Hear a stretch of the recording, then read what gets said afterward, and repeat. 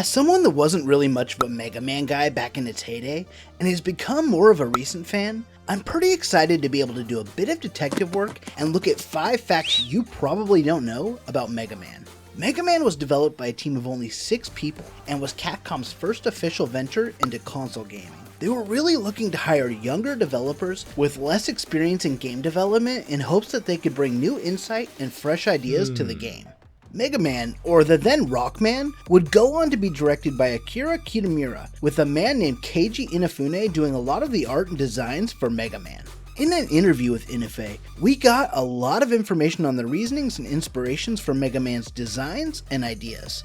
Inafune himself is mostly credited for the design of Mega Man, with the character most notably being inspired by Astro Boy, a really popular character in Japan from the late 50s.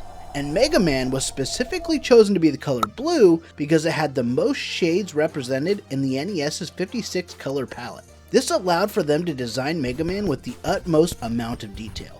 Inafune also designed Elec Man, who he said is his favorite, and is inspired by American comics, with Dr. Light being based on Santa Claus and Dr. Wily Albert Einstein.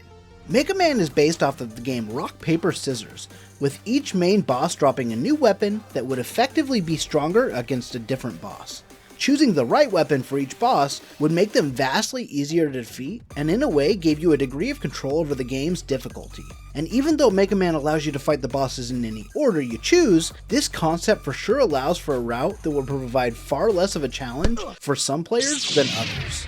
Originally in Japan, the game was called Rockman, but when they ported the game to the US, they changed it to Mega Man. Apparently, Joseph Morici, one of the higher-ups at Capcom, wanted the name changed mostly because he didn't like the name Rockman. He was also confident that American children would prefer the new name. Mega Man actually sold better than Capcom expected in Japan, and was quickly greenlit for a sequel. However, the game sold pretty poorly in the US, to which Capcom blames the poor cover art for the game, which would go down to be seen as one of the worst covers ever made, depicting a burly man wearing the wrong colors and wielding a pistol instead of a gun arm.